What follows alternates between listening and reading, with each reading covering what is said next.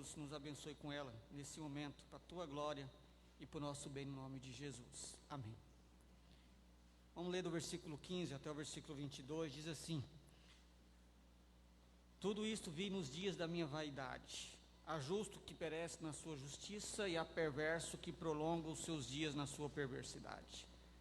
Não sejas demasiadamente justo, nem exageradamente sábio, porque te destruirias a ti mesmo. Não seja demasiadamente perverso, nem sejas louco, porque morrerias fora do teu tempo. Bom é que retenhas isto, e também aquilo não retires a mão, pois quem teme a Deus de tudo isso sai ileso. A sabedoria fortalece ao sábio mais do que 10 poderosos que haja na cidade.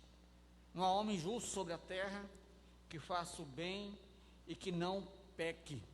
Não apliques o coração a todas as palavras que se dizem, para que não venhas a ouvir o teu servo amaldiçoar-te, pois tu sabes que muitas vezes tu mesmo tens amaldiçoado a outros.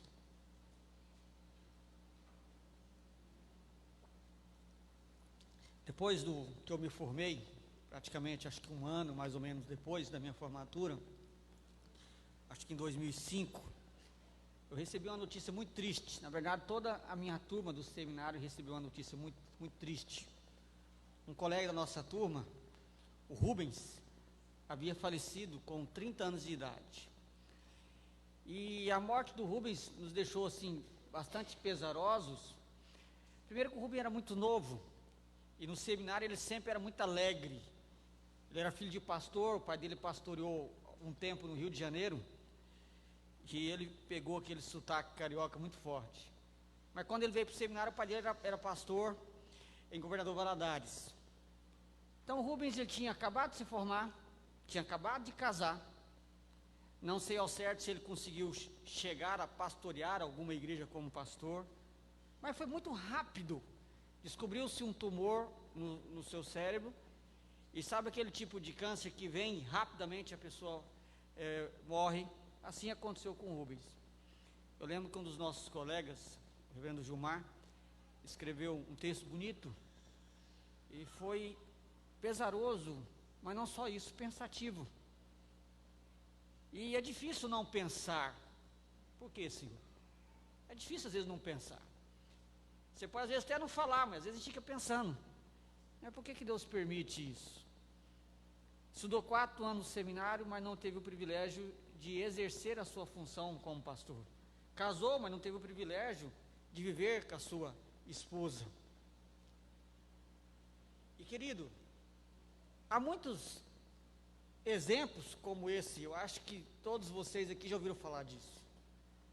Nós oramos na semana passada, aqui na igreja, pelos nossos irmãos de um país aí da África, eu esqueci o nome, que morreram queimados por causa de perseguição. Passou no Zap também alguns outros que morreram assassinados, inclusive criança. Eu confesso que eu não tive coragem de ver o vídeo. Eu comecei a assistir e parei. Para crianças da idade do Bernardo, que foram mortos friamente por causa de pessoas que não amam a Jesus e que odeiam o Senhor Jesus. E são coisas que mexem com a gente. Às vezes nós ficamos a indagar por que essas coisas acontecem, né? Por que o justo às vezes morre tão cedo? Pessoas piedosas que amam a Deus morrem tão cedo. E essas coisas mexem com a gente. E vamos ser honestos, às vezes ficamos confusos com essas coisas. Essa foi a crise, por exemplo, de Asaf, quando você lê o Salmo 73. Asaf, ele ficou confuso, porque Asaf começou a olhar que o rico estava melhor do que ele. Asaf era piedoso, um compositor musical, um poeta, um servo de Deus, um levita. E ele via que parece que o ímpio vivia uma vida sem dificuldade, parece que nem dor ele sofria, e ele quase fraquejou na fé. Ele mesmo diz: até que eu entrei no santuário. E aí ele foi ter uma percepção muito além, quando ele diz até que eu atinei para o fim deles. Mas ele também teve alguma crise ao fazer essa reflexão. E como proceder?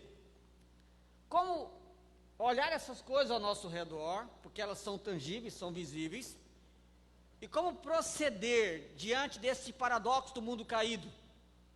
Será que o que nos falta é sabedoria para compreender tudo o que é possível nesse mundo?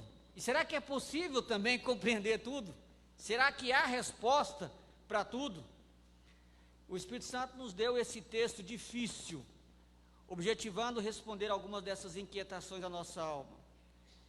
Então vamos tentar percorrer esses versículos e encontrar possíveis respostas. E a ideia central, na verdade, ela vai até o versículo 29, toda a ideia, mas é muito versículo para expor num culto só. Então eu vou expor hoje só até o versículo 22, na semana que vem nós damos continuidade, seguindo a mesma ideia. E do versículo 15 ao 22, há dois blocos de pensamento, um que vai do 15 ao 18, e o outro 19 ao 23.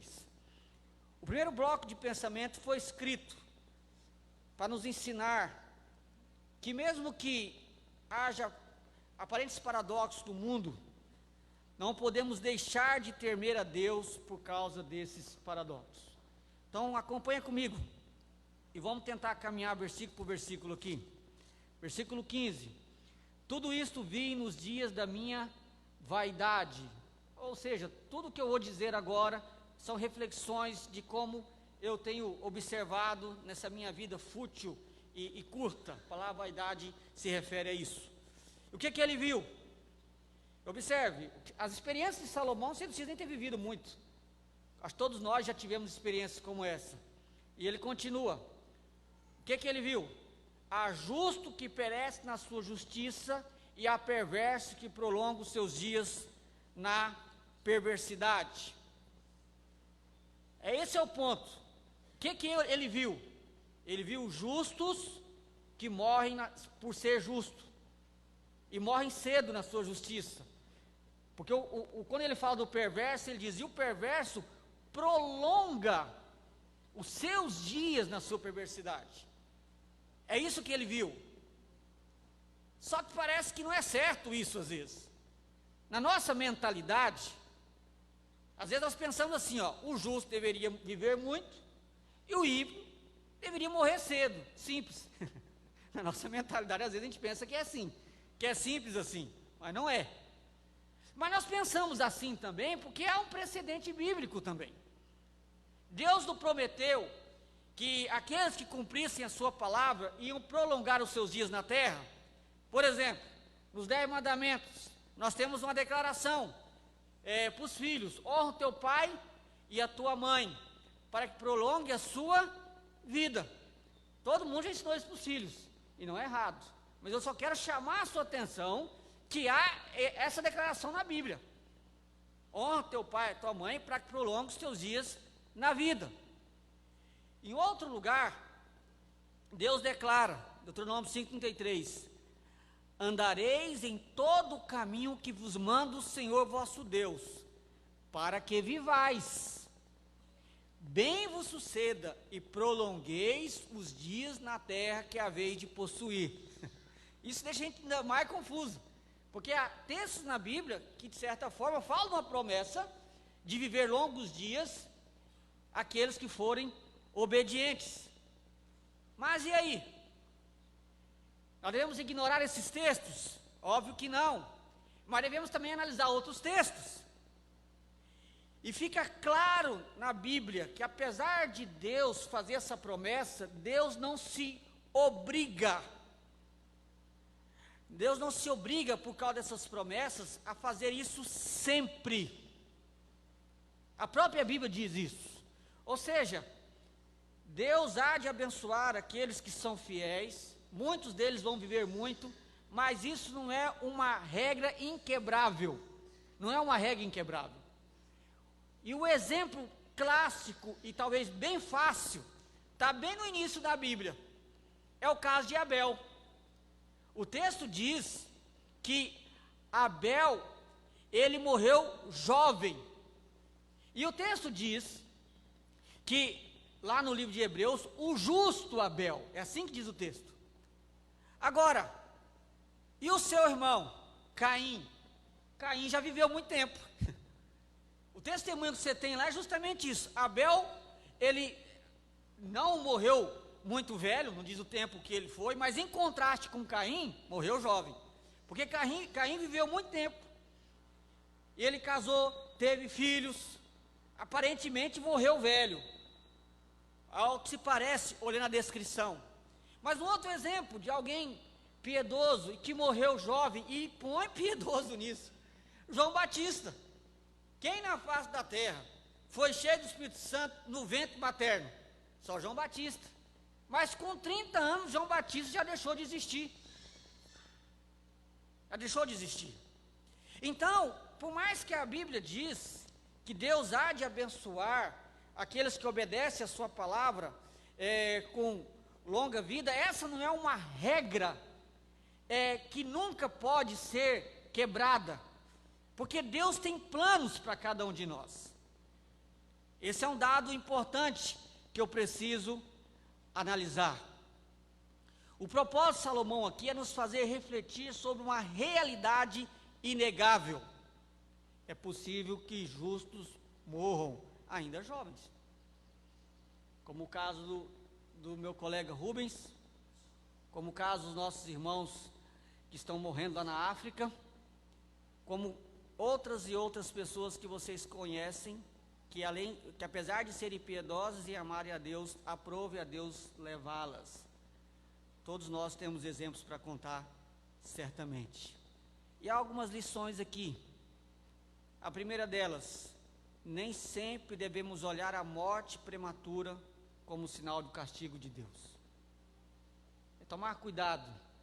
Nós não temos base bíblica para fazer isso. Pessoas justas, piedosas, que amam a Deus, podem morrer cedo. Essa é a afirmação de Salomão.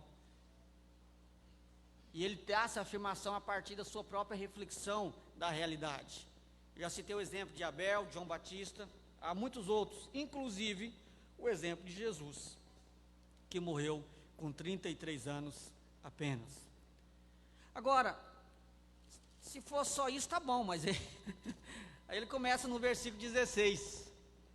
E o versículo 16 e o versículo 17 são algumas... está ligado ao versículo 15. Na verdade, seria difícil interpretar esse texto sem levar em conta o versículo 15. O versículo 16 diz o seguinte: não sejas demasiadamente justo, nem exageradamente sábio, porque te destruirias a ti mesmo.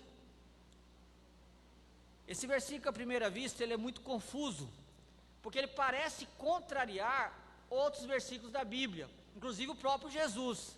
O que Jesus disse? Sede perfeito, como perfeito é o vosso Pai Celeste. Aí vem Salomão e diz aqui, não seja demasiadamente justo. É como se Salomão estivesse dizendo, olha, não seja muito obediente.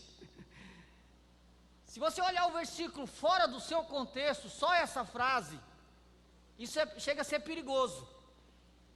Chega a ser perigoso, mas a Bíblia tem que ser olhada dentro do contexto em que ela está escrita e dentro do contexto de toda a Escritura. Então o que Salomão está querendo dizer aqui?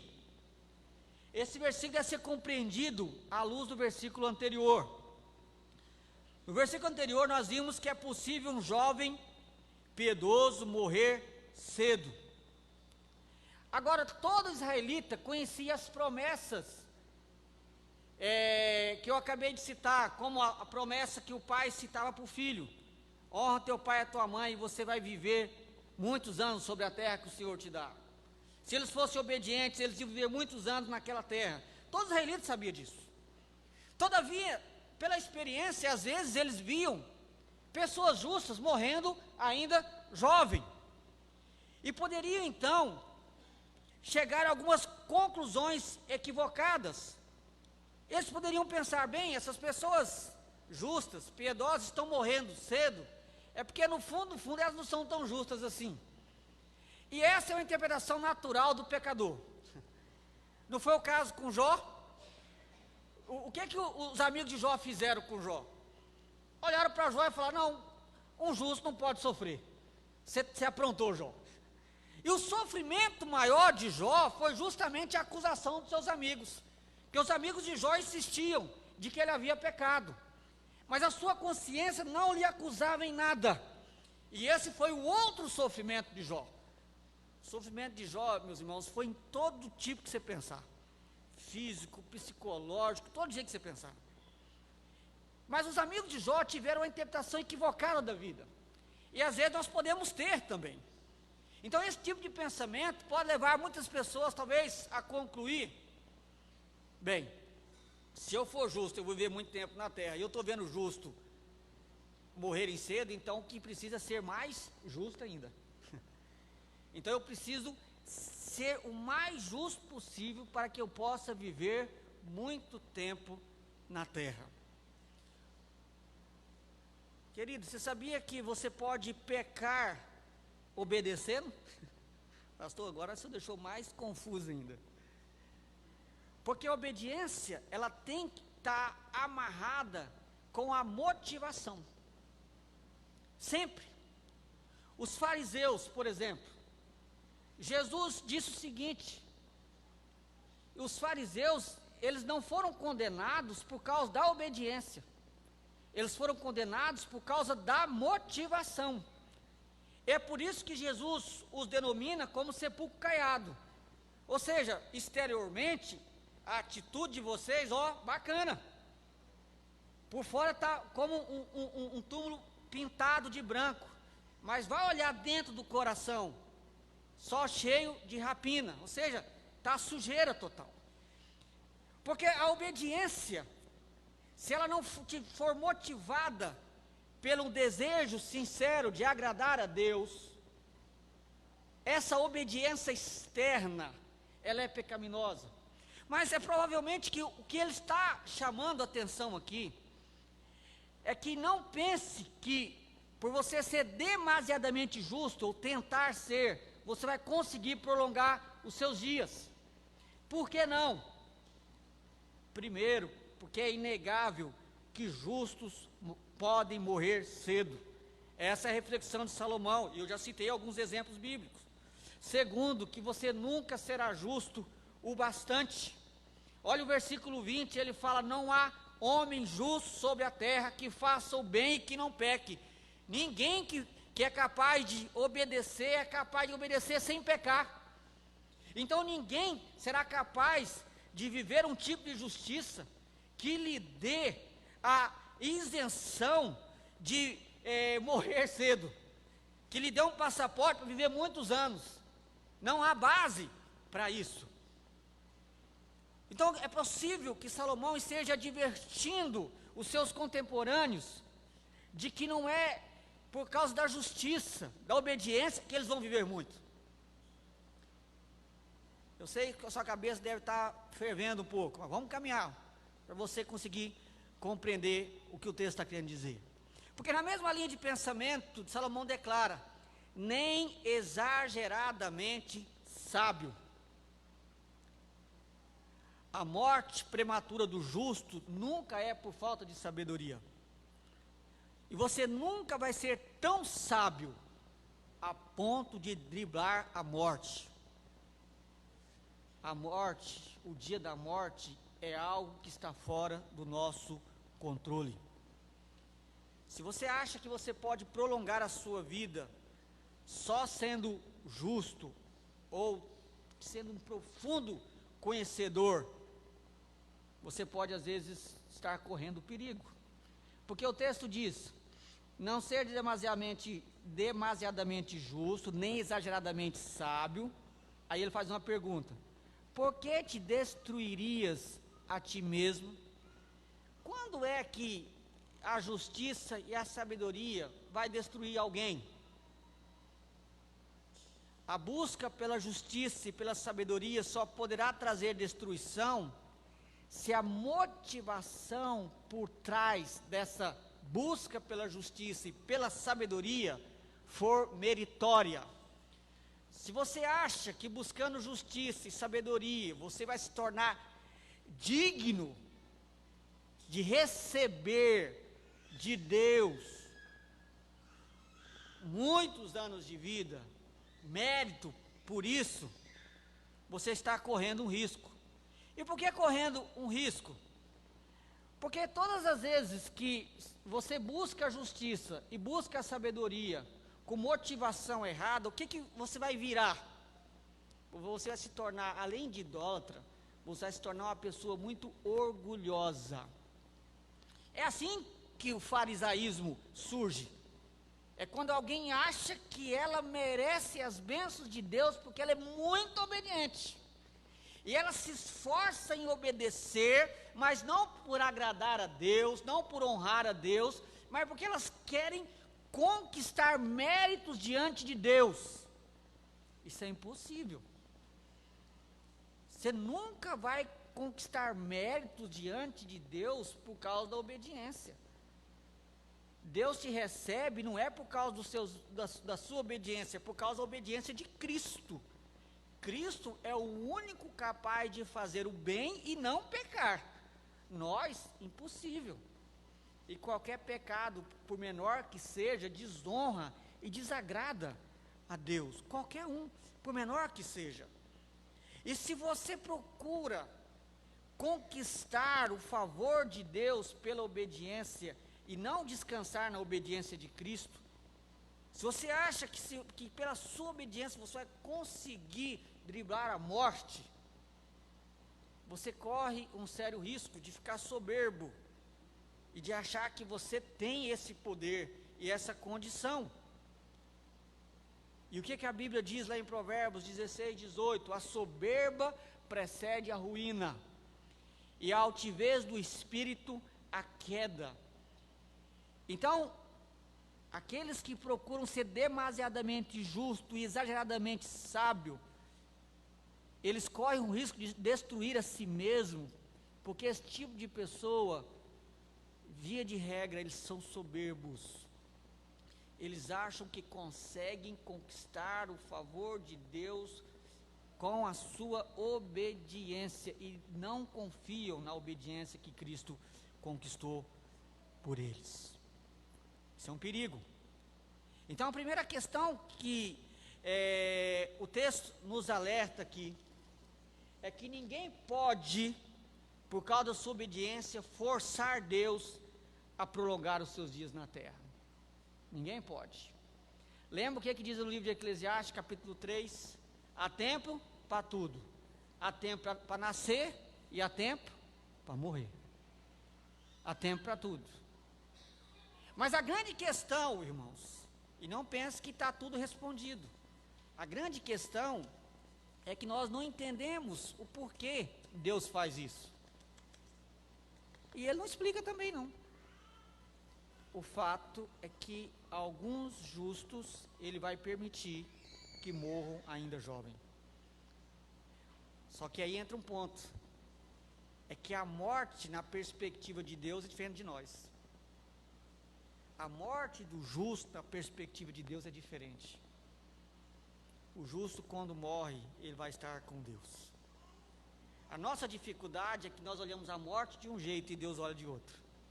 Primeiro porque Ele já venceu a morte, e nós às vezes nos esquecemos disso, ou não descansamos nessa realidade. Então é importante caminhar com essa reflexão.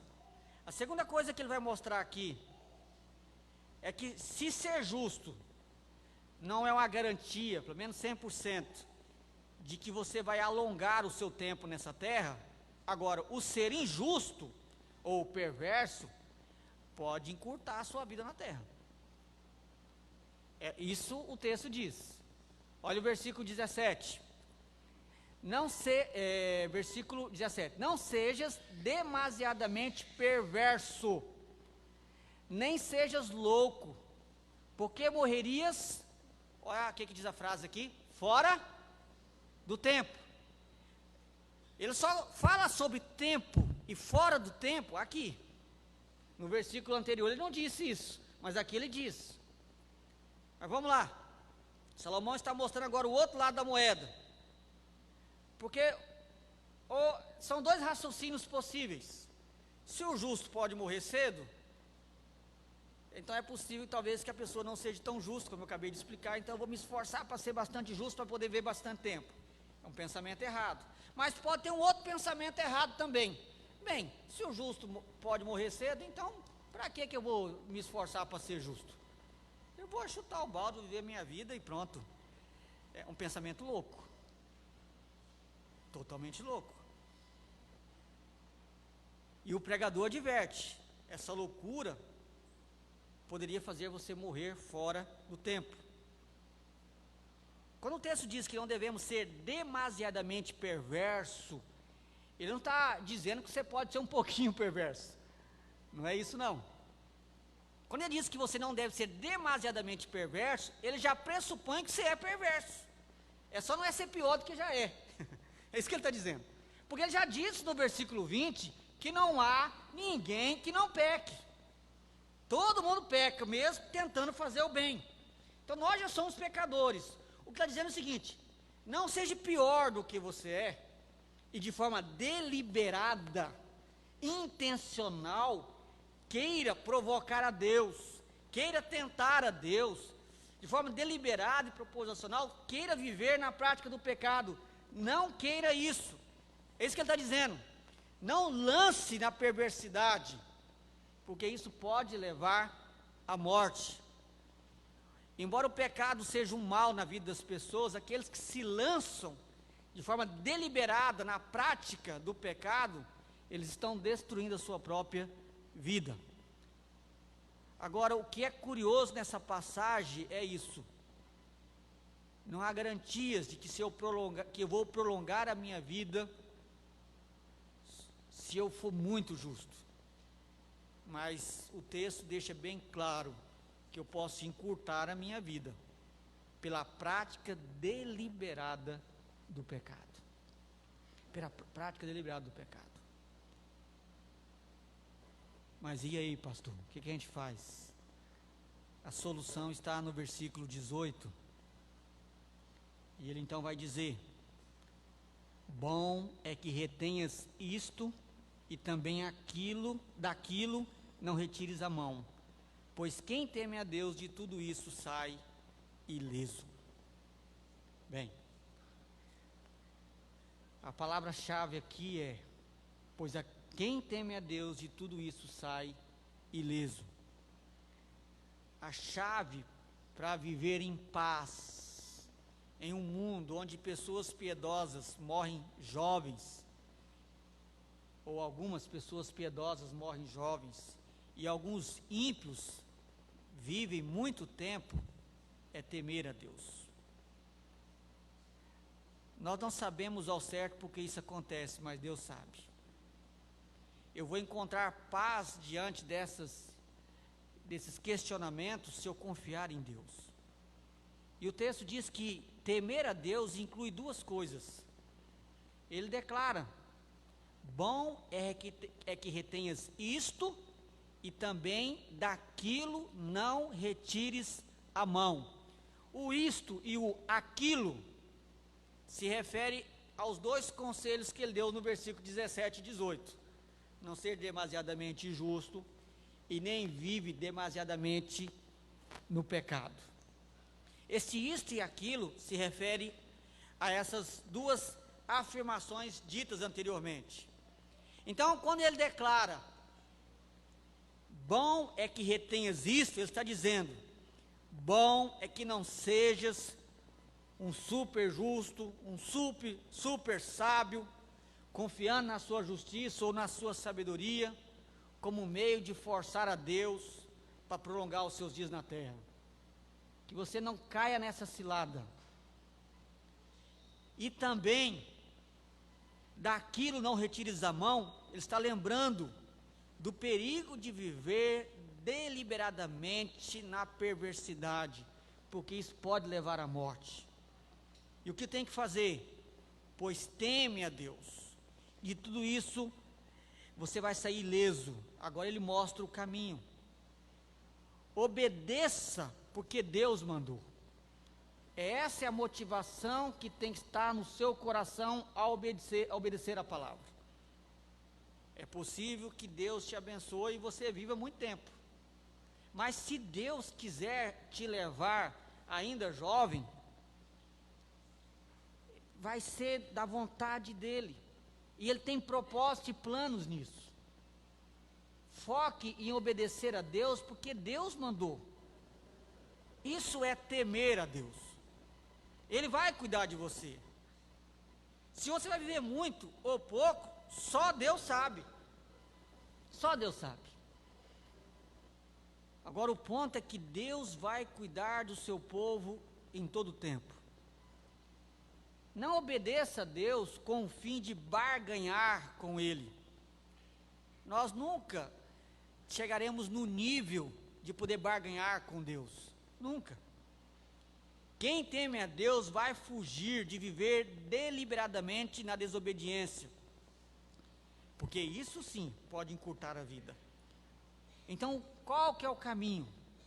Por mais que eu não entenda, por que que às vezes, observe, não é sempre, mas às vezes acontece de pessoas piedosas morrerem cedo.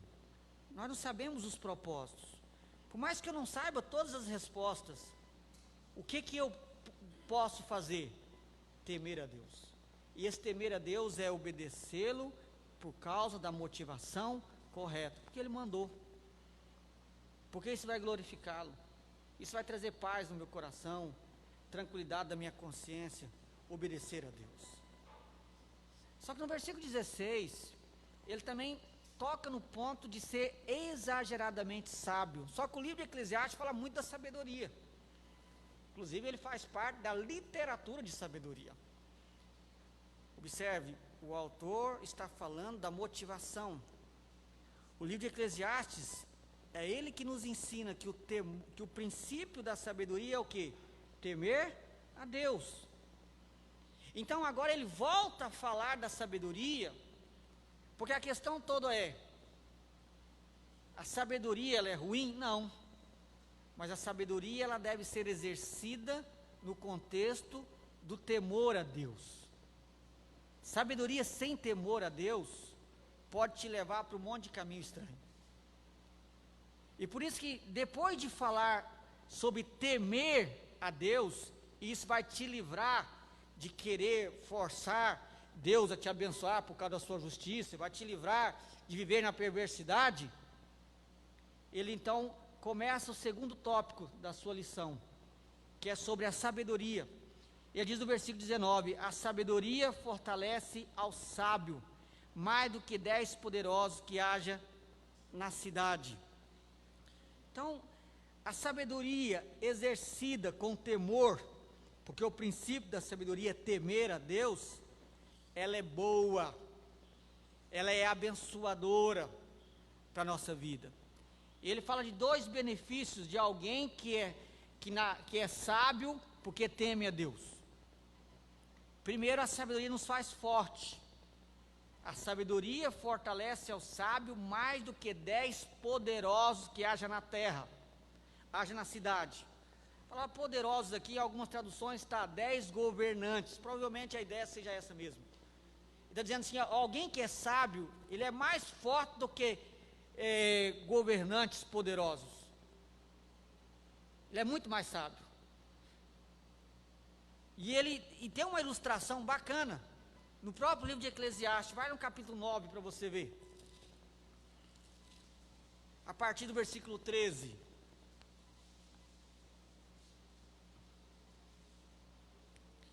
Ele vai dizer, 9 do 13 em diante, também vi este exemplo de sabedoria debaixo do sol, que foi para mim grande. Houve uma pequena cidade em que havia poucos homens. Veio contra ela um grande rei, sitiou-a e levantou contra ela grandes baluartes. Encontrou-se nela um homem pobre, porém sábio, que a livrou pela sua sabedoria. Contudo, ninguém se lembrou mais daquele pobre. Então disse eu, melhor é a sabedoria do que a força. ainda que a sabedoria do pobre é desprezada e as suas palavras não são ouvidas. As palavras do sábio, ouvidas em silêncio, valem mais do que os gritos de quem governa entre tolos. Melhor é a sabedoria do que armas de guerra, mas um só pecador destrói muitas coisas boas. A última frase do versículo deixa claro que ele está falando da sabedoria, que é alicerçada no temor a Deus. Porque alguém que tenta dar conselhos e mostrar sabedoria sem estar temendo a Deus, ele vai destruir ao invés de construir. E esse exemplo é bacana, e Salomão, ele diz, olha, eu ouvi uma história, e ele achou muito curiosa essa história. Ele fala de um homem pobre, simples, sem influência, mas que livrou a sua cidade pela sabedoria. Salomão não disse qual foi a estratégia, qual foi a grande ideia. Ele só diz o seguinte: era alguém pobre, humilde, simples, mas que foi sábio e conseguiu, por causa da sua sabedoria, livrar aquela cidade de um governante poderoso e forte. Então Salomão está dizendo, a sabedoria que tem como base o temor a Deus, ela vai proteger você. Então, sabedoria nunca é só conhecimento. Sabedoria é o conhecimento na prática. Quem é sábio? Diz Tiago, mostre como, com seu condigno proceder. O sábio é aquele que obedece a palavra. Esse será capaz de dar conselhos, de orientar com prudência. Esse consegue ver coisas que outras pessoas talvez não conseguem ver. Sabedoria não é só conhecimento. Sabedoria é o resultado da prática daquilo que você sabe. Então você consegue ver coisas que outras pessoas não conseguem ver. E a sabedoria também te faz viver em paz, mesmo não tendo todas as respostas. Mesmo não tendo todas as respostas. Porque não pense que ser sábio também na Bíblia é saber tudo. E nem queira saber tudo. Isso seria um pouco de arrogância. Olha para você o próprio testemunho de Salomão, a gente vai tratar disso de forma detalhada na semana que vem. Mas no versículo 23, olha o que Salomão diz, volta para o capítulo 7, esse é o texto. Aí no versículo 23, Salomão diz, tudo experimentei pela sabedoria, e disse, tornar-me-ei sábio. Mas a sabedoria estava longe de mim. Um pouco de frustração, depois ele passa a descrever, você vai ver isso na semana que vem, então não falte no próximo capítulo. Semana que vem você vai ver o restante dessa história. Mas a frustração de Salomão é, por mais que a sabedoria seja boa, e ela é mais poderosa do que governantes poderosos, essa sabedoria não é garantia de que eu vou saber tudo. Sabedoria na Bíblia também é manifesta pela confiança. O sábio, do ponto de vista bíblico, não é aquele que sabe tudo, mas aquele que confia mesmo não tendo todas as respostas. É isso que Deus ensinou para Jó. Eu falei isso na semana passada. É isso que Deus nos ensina. Mesmo que nós não tenhamos todas as respostas, o sábio é aquele que confia, porque eu sei em quem tenho crido. Esse é o sábio. E por que a sabedoria fortalece o sábio mais do que 10 poderosos que haja na cidade? A resposta está no versículo 20. Não há homem justo sobre a terra que faça o bem e que não peque.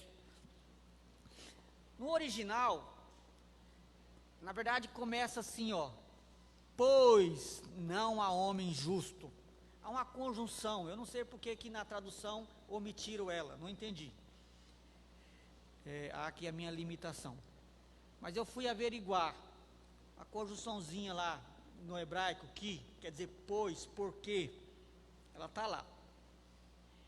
Então, o versículo 20, de certa forma, ele complementa o versículo 19. Por que a sabedoria fortalece o sábio mais do que 10 poderosos? Porque não há homem justo sobre a terra, que faça o bem e que não peque. Em outras palavras, não existe ninguém que não seja pecador. E a única forma de você poder se destacar é se você tiver uma sabedoria que tem como base o seu temor a Deus. Porque o pecador, via de regra, ele é egoísta. Ele pensa nele. Ele não está preocupado tanto com o outro, mas com ele. Tudo é por ele e por causa dele. A sabedoria que é firmada na palavra de Deus, ela vai sempre se destacar. É por isso que o sábio, ele é mais poderoso do que 10 governantes. Agora, a sabedoria, em segundo lugar, ela nos faz humildes. Ela nos faz humildes. Versículo 21 e versículo 22. Não apliques o coração a todas as palavras que se dizem, para que não venhas a ouvir o teu servo e amaldiçoar-te, pois tu sabes que muitas vezes tu mesmo tens amaldiçoado a outros. É interessante esse versículo. Quem é o sábio? É aquele que não fica dando atenção a tudo que as pessoas falam dele. Você quer ver uma pessoa tola? É a pessoa que se estressa facilmente quando alguém fala dela.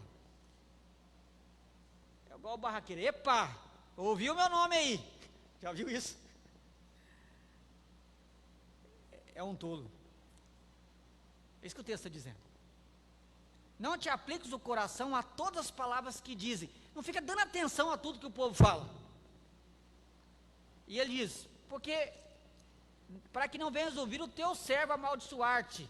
Ou seja, se eu ficar prestando atenção em tudo que o povo fala dele, ele vai ver gente do lado dele falando mal dele. Esse é o ponto. Agora, ele chama a atenção para o outro detalhe. Porque você também faz isso. É isso que ele está dizendo. Porque nós também falamos dos outros. Você sabe qual que é a maior bênção que Deus nos deu? É não poder ler a mente dos outros. E se Deus falasse assim, eu vou te dar essa bênção, você quer? Eu falo, por favor, não faz isso. Se nós pudéssemos ler a mente das pessoas, nós íamos suicidar. Ficar deprimido. Porque às vezes a pessoa está olhando para você e está rindo, e ela está falando mal de você, no coração dela. Ou às vezes você também faz isso. Você está olhando, tá miserável, né? Às vezes você está olhando e tudo, mas você não está dando todo. Existe esse problema. As pessoas falam de nós falamos das pessoas, e não fala que não faz, porque faz. Porque não existe ninguém que não peque, mesmo fazendo o bem. Agora, o ponto que Salomão está dizendo, que não é sábio ficar dando atenção a essas coisinhas, irmãos. Às vezes, tem pessoas que guardam mágoas profundas no coração, porque alguém disse alguma coisa dela. Eu vou ser sincero com você, e você seja sincero com você também. Se as pessoas soubessem aquilo que você já disse delas, ou já pensou delas, será que elas pelo menos olhariam na sua cara? Então por que a gente fica tão furioso quando a gente sabe que alguém falou da gente? Não é sábio agir assim. A sabedoria que é calçada no temor a Deus, primeiro, ela vai levar em conta a sua consciência. E ela está mais preocupada com aquilo que Deus diz dela, do que com aquilo que as pessoas dizem dela. A sabedoria que é calcada no temor a Deus, ela vai pensar mais antes de falar das pessoas. Porque aqui se aplica aquele princípio geral. Ame o próximo como a ti mesmo. Toda vez que você fala de alguém, lembre-se que você não gostaria que alguém falasse de você. Lembre-se disso. Isso vai te ajudar bastante a frear o coração pecaminoso. E quando alguém falar de você, lembre-se desse texto também. Quando alguém falar de você, você lembre, não é sábio ficar dando atenção para o que as pessoas estão falando. Não é sábio. E eu dou muita atenção ao que as pessoas estão falando, é quando eu me preocupo demasiadamente comigo. Eu tenho que preocupar com Deus. Por isso que a Bíblia nunca manda você amar você. Porque as nossas crises é porque nós nos amamos demais. Então, se alguém fala de nós, aí já fica irado, já sobe o sangue, e aí fica magoado, não dorme de noite, fica na cama pensando, miserável. Ou então já começa, quem é ele, quem é ela para falar de mim, e tal. Eu lembro uma vez teve quer dizer, vou contar essa aqui, eu poderia contar milhares, porque pastor, o que ele mais sabe é essas conversas. Ouvir de pastor é um negócio doido, só a graça de Deus para proteger. Eu fui visitar uma senhora bem no hospital lá em São Paulo, e aí teve umas conversinhas lá das meninas lá com a filha dela. Ela falou, pastor, eu não admito que ninguém fale da minha filha, só o senhor. Eu falei, laneira. Coitada, eu duvido que se eu falasse ela ia ficar feliz. É porque ela pressupõe que eu não falava, né? E eu falava, não sei, não vou falar. Mas ela pressupõe que eu não falava. Por isso que ela disse aquilo. Porque ninguém, na verdade, aceita isso com naturalidade. Mas o ponto não é o que as pessoas falam de você, o ponto é o que você é. É isso que é a questão. E se você tem consciência tranquila de Deus, fique em paz, querido. E se não tem, arrependa-se do seu pecado, peça perdão a Deus e procura mudar. E não fica falando dos outros, porque você não gosta que fale de você. É bem simples. Não tem muito o que explicar nesse versículo, não. Mas o ponto é que o sábio, você só vai compreender isso e pôr isso em prática se a sua sabedoria estiver calcada no temor a Deus. Então observe que o ponto central dessa passagem é o temor a Deus. Mesmo que eu não entenda algumas coisas na vida, por exemplo, por que Deus permite que o justo morra cedo e alguns ímpios vivam muito tempo e vivam bem? Quem não conhece gente que é ímpio, que tem dinheiro e tem saúde? Você conhece alguns. Mesmo que você não entenda direito isso, por que Deus permite tanto tempo, já não manda logo para o inferno? Por quê? Às vezes você fica isso negócio na cabeça. Não cabe a nós ter essas respostas, mas o que cabe a nós é temer a Deus. Isso vai nos livrar de afundar no pecado e vai nos livrar de confiar na nossa obediência para forçar Deus a fazer alguma coisa para nós. O temor a Deus vai produzir em mim a sabedoria que eu preciso, que vai me proteger de muita coisa nessa terra, porque ela vai me colocar na frente. O temor a Deus vai me dar a sabedoria para não viver cheio de mimimi, falando dos outros, ou se ofendendo, se magoando, porque as pessoas falam, porque o meu compromisso maior é com Deus. Então o temor a Deus, ele vai proteger o nosso coração de um monte de problema. Lembra que eu disse, Deus não responde todas as minhas inquietações, mas Ele me ensina o que eu preciso é temer a Ele. Isso vai me livrar de um monte de problema. Amém? Deus nos abençoe com a sua palavra, nos ajude a entender com mais profundidade o que está nesses versículos, e na semana que vem, vamos continuar a partir do versículo 23, com a graça de Deus. Vamos ficar em pé, vamos orar.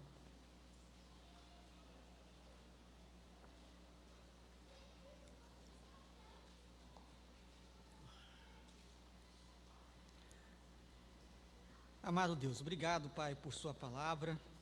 Ela é viva, ela é eficaz, ela é poderosa. E eu te peço, ó Deus, no nome de Jesus Cristo, que o teu Santo Espírito aplique essa verdade, ó Deus, no nosso coração.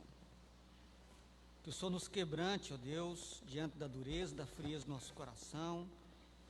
Que o Senhor mude, ó Deus, a nossa vida naquelas áreas que tanto precisamos. Mas que a Tua palavra incomode realmente o nosso coração.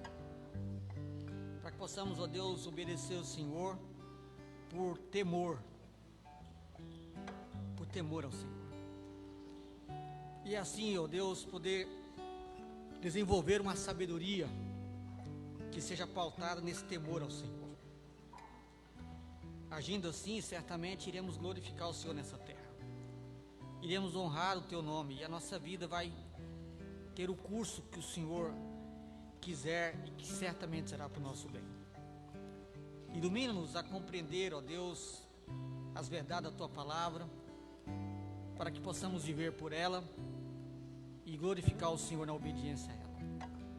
Abençoe a Tua igreja, ó Deus, para que a Tua igreja ame a palavra, se dedique a lê-la, a estudá-la e a tentar, ó Deus, conhecer mais o Senhor. Trabalhe em nós, ó Deus, e faz de nós um povo realmente zeloso por Tua palavra. Nos perdoe, ó Deus, quando nós a negligenciamos, quando nós deixamos de gastar tempo com ela. Mas nos leve, ó Deus, constantemente para a Tua palavra e assim glorificar o Teu nome nessa terra. Nós pedimos isso no nome de Jesus. Amado